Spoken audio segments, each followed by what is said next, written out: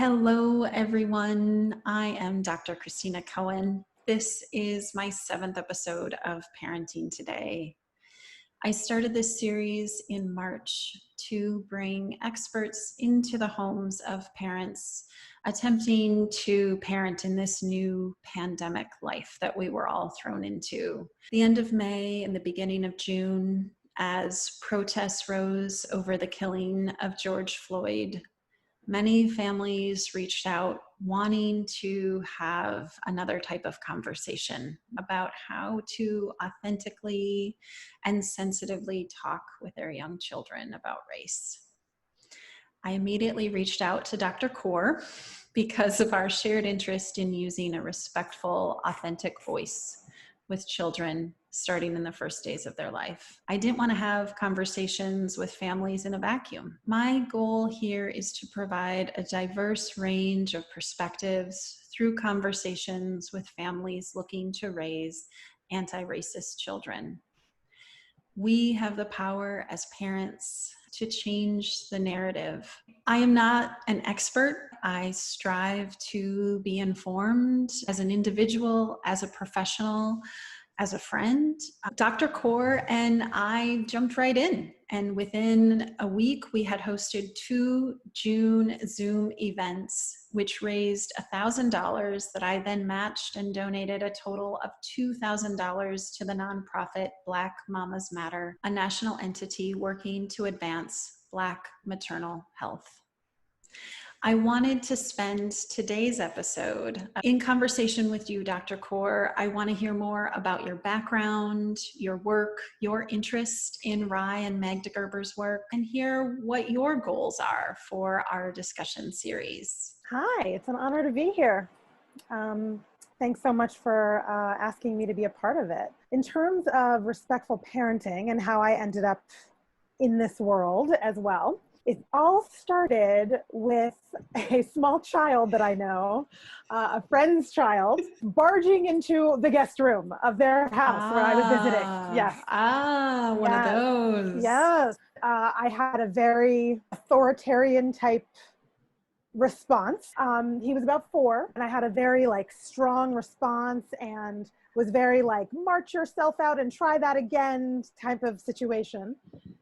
Closed the door again and then was waiting okay, we're going to do this again. And then there was nothing.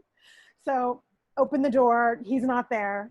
And my partner at the time was saying, well, I wonder if you scared him. And I thought, scared him? I'm a clinical psychologist. I work with children. I don't scare children. And so I had these thoughts and immediately went online and was like, wait a minute, how do you control children without scaring them? And then and it took me a long time to realize, controlling them is not the goal. I didn't even know that, right? Because I was raised a very different way. So I came to learn more and more about these are other ways you can be with your child, prioritizing a relationship, thinking about your child in the relationship, using the relationship as the tool for collaboration and cooperation. It was also this idea that thinking about myself, right? The first thing that comes up, what if I were raised that way? How would I interact with people differently? How would I relate to the world differently? Had I known that this kind of relating was even possible, right?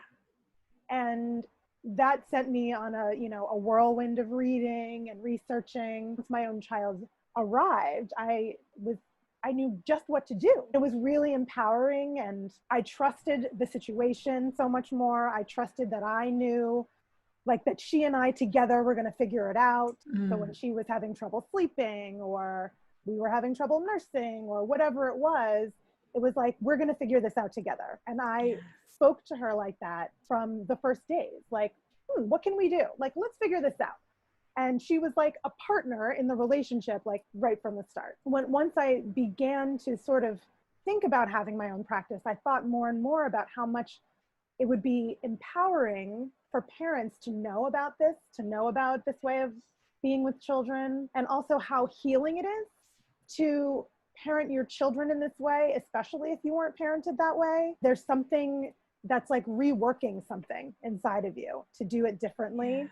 to view it differently, to see, to sort of learn that all of these things you're giving to your child, all of these ways of connected relating, you deserved all that stuff too. Like, Yes. you deserve that. You still deserve it now. And there's something about closure in that, I think, for a lot of parents. So I really wanted to work with parents in that space of my own childhood, how that shows up in my relationship with my child, what I want to change about that, what I want to keep about that, what I find challenging about parenting, given the ways that I was raised, especially if I know about some framework like RIE, where I'm striving for that, but finding it very difficult to implement when emotions are running high. Yeah. So all of those things sort of led me to sort of think, I really want to work with parents around this issue. You know, what if someone had worked with my parents around this issue? Yeah. You know, what would my life have been like? And having worked with children in the past, I am trained as a child psychologist, and just knowing how much influence parents have on their children, and in collateral sessions working with parents, you know, once a week or something, once every other week, but then sending a child sort of back into a situation where the relationship is awry in some way. It's sort of, I felt like, well, I can work with this child all day long, but if I send them back into a situation, they're just going to fall back into that dynamic. They can do all the healthy things here with me, but they may not be able to do that in that situation unless something changes, shifts in that situation. And I Absolutely. thought about the ways in which I could affect children's lives positively by working with their parents. Well, I couldn't agree more, Dr. Kaur. I am so delighted to be able to have these ongoing conversations with you using the structure of respectful, authentic communication, meeting the child where they are, all of these beautiful RIE principles, and applying it to diversity and inclusion. So let's start by reviewing for families who weren't able to join in the 2 June calls. We made a very distinct decision not to record those sessions because I so much wanted families to get uncomfortable with their questions. I called people out and I fully acknowledged my kind of vulnerability and discomfort in having these conversations, that a lot of the language wasn't coming naturally to me. A lot of the answers weren't so obvious to me, but I didn't want to respond to that hesitation with silence. I didn't want to recoil. I wanted to persist and join with other families and invite them to have the courage to ask their questions. And we will continue to do that, where we're not going to record the sessions, but yet we can offer separate video recorded information, because we hope that you'll, if you did participate in June, that you will come back in July, that maybe you've read articles or you've maybe had conversations with your children that you want to share, and now you want guidance on how to have that second conversation. For children age 0 to 5 is where we're starting when we define kind of a young child. Took it to the second block, 5 to 10. And for a child 0 to 5, 80 to 90% of the work happens with the adults alone. You are using your platforms, the schools your children attend, the play groups, the neighborhood, the books you buy, the dolls you buy, the toys you buy, the professionals you interact with, that you as an adult have the opportunity to celebrate diversity and to include various voices, various images into your child's everyday life. Same way you can think about the diversity of the playgroup, the diversity of the neighborhood you live in, the diversity of the people at your dinner table, the types of conversations you're having, so that when it gets to the point of having an actual conversation with your child, you are well read, you understand where they might be, and you're able to provide a curious and open and informed perspective for your child. So then the next place to have a very basic conversation about skin color. My skin is white. Child, your skin is white. To describe the skin color of children in their class or children they pass. To not be colorblind, to see color And back to the first bullet point, to celebrate color. It is a fact of life that people have different skin color. To notice diversity, and you gave a lot of great examples, Dr. Kaur. To your first point, thinking about diversity of skin color, right? Like everyone's skin color is different, and probably even when I like to sort of talk about melanin and the sort of science behind why people's skin colors are different colors, different shades. And often in a family of, all white people, still they might have different shades of skin, depending on how much melanin they do or don't have. Talking about that as just a fact, and then later on building on what is social about that, because these colors mean things to people, right? But that's not maybe where you start, right? Then talking about the curious piece, the idea of when you're watching TV shows, or when you're in your neighborhood, or you're at the restaurant, or wherever you are, just sort of noting like, I noticed that there are only white people here. That's interesting. Just making it known that you're noticing that all the people we know, all the different kinds of diverse people we know about, they don't seem to be in this space right now at all. Why might that be? And there's a whole open door there for like all different kinds of, in terms of meeting kids where they are, what do they know about it? What is their idea about why there are only white people there? We parents often think we know what our child thinks or how they think about it. And opening these conversations gives you sort of a little window. What do they think about it? Do they think, who knows? They could absolutely believe, like, I did not know that people of color were even allowed in these spaces, right? Like, we don't know what answers they're coming up with when no one is talking about it. The idea of just controlling that narrative. If you're not talking about it, your child is still coming up with their own reasons why their world is the way it is. Right. And some kids might come to the conclusion, like, we are better and we have these things, and other people don't get to have them, or are less deserving of them. Certainly that could be the message one is sent if one is just going by the media, right? Yes. I love that. So controlling the message to some extent, and that by not having a narrative, by not having some explanation, even if it's basic. We talked about having 100 small conversations rather than 100-minute conversation. And also that silence is a position, right? Mm-hmm. That your child is going to fill in the blanks one way or another, probably skewed towards what they are seeing in their environment, what they are seeing systemically. So if you can counter that, and also build the building blocks that will later allow you to explain that more fully in a digestible way, and that's going to be really important. But it is going to involve the work of the adult. And I also think about, what reading are you doing? How are you confronting your own biases, right? Because we all have them. We were all raised with them if we grew up in America. And because, as you're saying, even the things that aren't said, there's so many assumptions made. If you grow up in a space where nobody's inviting any Black people there, you might have this idea in your mind that Black people don't belong here. Everyone belongs, right? Like, who's more deserving of belonging? Everybody deserves to belong. Those are things you can be thinking and challenging yourself about. The ways in which you can talk to yourself about, like, why am I having that feeling about this Black man who's walking down the street who I don't know, but I just made a bunch of assumptions about.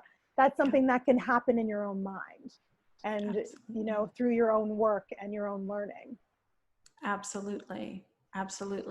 And that's, we kind of said over and again, it's not enough to check the box of, okay, I bought the 5 books that have the children of color, and so now I've done my work, right? To say we use wry language of less doing, more being.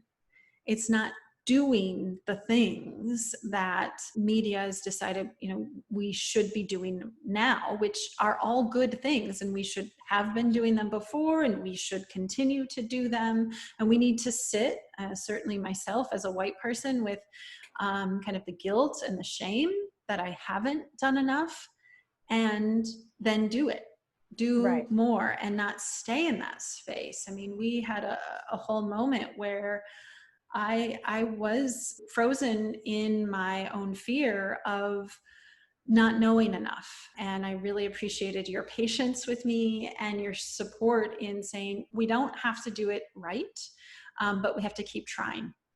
And it's really important to me to combat fear. Any parent that has worked closely with me know that I hate making particularly parenting decisions informed by fear. I don't want to give it power. And you've opened me up to so many wonderful resources that talk about kind of what the white superiority mind that also uses fear to silence us, to put the fear onto others. And so, I hope that we can, a whole nother episode, dive deep into that as well. I'm still learning so much. We talked a lot also about meeting your child where they are.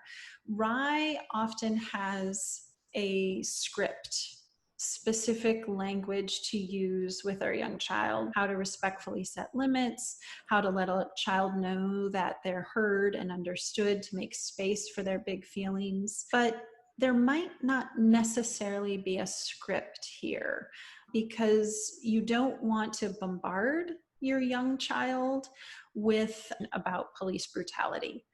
That might become overwhelming for a child and actually shut down their ability to take in information.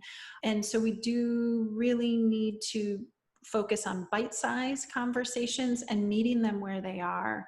I spoke with a mom who was attempting to have a conversation about the Black Lives Matter protests happening in her neighborhood with her 5-year-old, who was asking why there were chalked hearts all over the sidewalk. Certainly a 5-year-old might notice chalked hearts.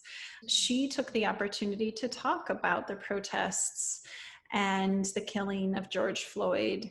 So then her child held on to that word, killing, and she came back to me and said, I didn't know what to do next, because here now my 5-year-old understands that someone was killed. Talking about the language that we shift in our own mind then shifts the language we use with our children, which then shifts the language that they use to understand the reality, right? That's the whole idea of shifting the narrative. So I offer that example as a way to say that there isn't one script, that you do need to meet your child where they are, and that as you make space for these conversations, as we do so well in Rye, we follow our children's observations. We're connected to them and their experience, and so these opportunities are going to naturally come up. This is a conversation that this mom can revisit at any time. It's not like there's a chance missed. These kinds of things will come back around again. We live in America. And also, as a parent, you might hear someone else explain it, and it's like, yes, like that's a good way to explain it. And you can always go back and at some other point and say, you know what, remember we were talking about the hearts on the street? Here's something else I was thinking about that, and present that new information. There's always a way to go back and revisit these conversations. Maybe you want to rework something you'd said. You remember I said this? I thought about it a little, and I'm thinking it's more like this. Do you know what I mean? Like, you can make all the mistakes, right? And what is that modeling for them? That like we learn as we go, and that making mistakes is just a part of learning. Yeah. And that's really important, right? We just take a stab at it, and we see where we get, and we keep learning.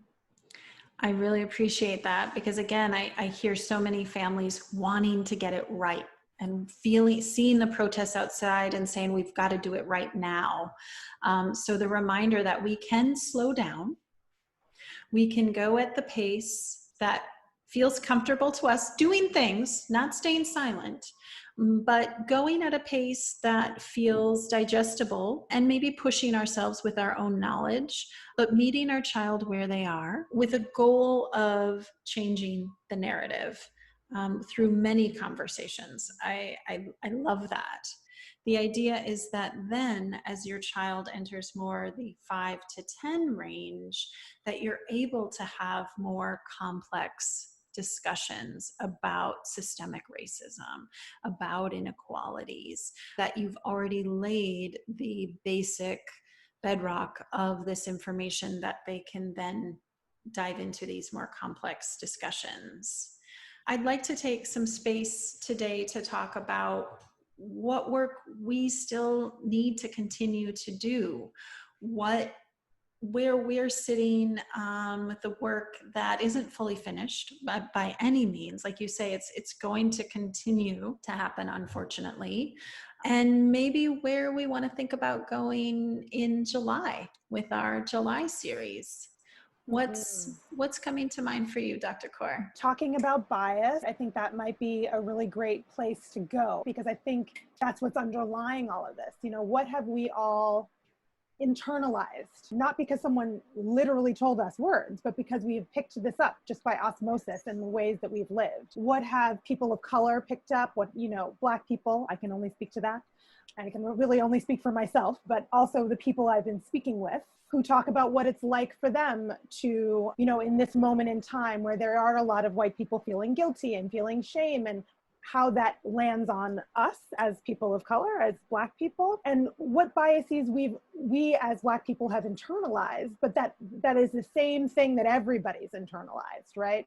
White people, Black people, other people of color have internalized a lot of things. So much of the foundation is about anti-Blackness.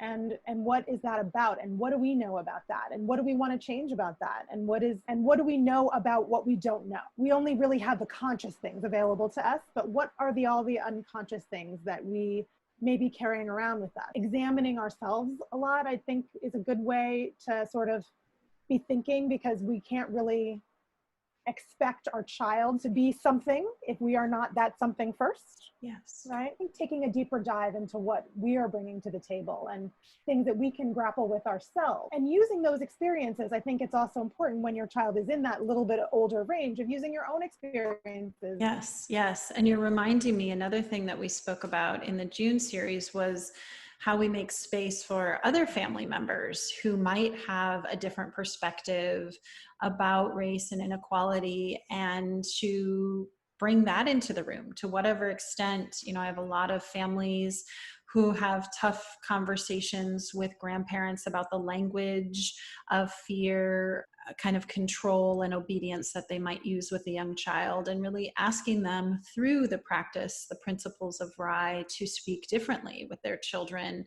Could we apply that same model to diversity and inclusion with grandma and grandpa, and We kind of can. hold them accountable? Yeah, I mean, we can if they're amenable to that. I always sort of say, like, in the interest of family harmony, maybe you're not trying to control what someone else is doing. You can always ask, you can always suggest, but that person may not be on board with that. Mm-hmm. And then you as the parent have to make decisions about how much time you want your child spending with that person, or if it's okay with you, like, everybody does things differently, different adults, different houses, rules are different. This is something that happens in our house, but this is what happens at grandma's house. And, that's what we do when we're over there. When it comes to diversity and inclusion, I think it's important for all of us to speak up, right? When we hear something, and sometimes it's just a matter of, tell me more about that, right? That's the way you can hold somebody accountable. Like, oh yeah, grandma, that's interesting that you say that. I wonder, can you tell me more about why you would hold that idea, right? So it's not necessarily like being confronting and putting somebody on the defensive, right? Because if you want them to be open to what you have to say, you don't want them taking up arms, right? The idea is like, how can you keep it open, but also let it be known, I feel quite differently about that. So I'm wondering why how you came to that conclusion. And or sometimes it's just a matter of being like, ouch, right? Like, you could just say that. If somebody were to make a comment, I've heard one mom talk about how the grandparent made some sort of comment about how people with dark skin are scarier, right? And just making that offhand comment, and the child was there, and the parent was just like, ow, that's ouchy. Like, that seems very, that's not what I think, right? Like, and just letting it be known, like, there are different ways to think about that, right? That's one way. Another way is the way we in our family think about skin color does not say anything about who a person is. Right. That's what we know in our family. And even if you don't say it right then, because you're trying not to create a confrontation, you can definitely talk to your child about it later. Remember when grandma said that thing? I've been thinking about that. I wonder what you thought about that. Find out what they're thinking about it, where they went. And it's like, well, here's what I think about it. And here's what was concerning to me about that. You know, challenging those things doesn't always have to happen in the moment, but it has to happen, right? Like the challenge has to happen, but maybe it can't happen in the moment. And maybe that's another place to apply 100 small discussions. Maybe they are bite-sized with people that you are trying to influence change. That change sometimes doesn't happen easily. It needs to happen fully.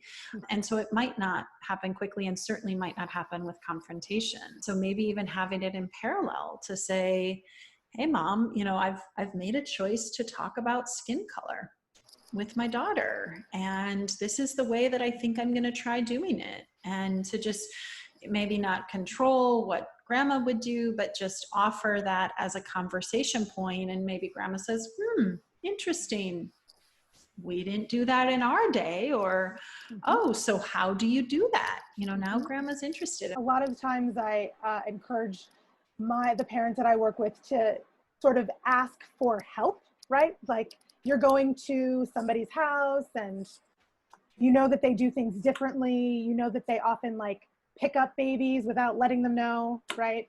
And maybe you just say out loud, you know, we're working on this thing right now in our house. We're working on like trying to give her a heads up before we pick her up. Like, will you just like, while we're here, just like sort of like help us with that?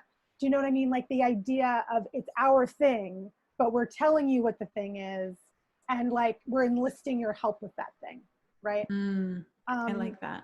So it's another way to putting out there, this is my stance.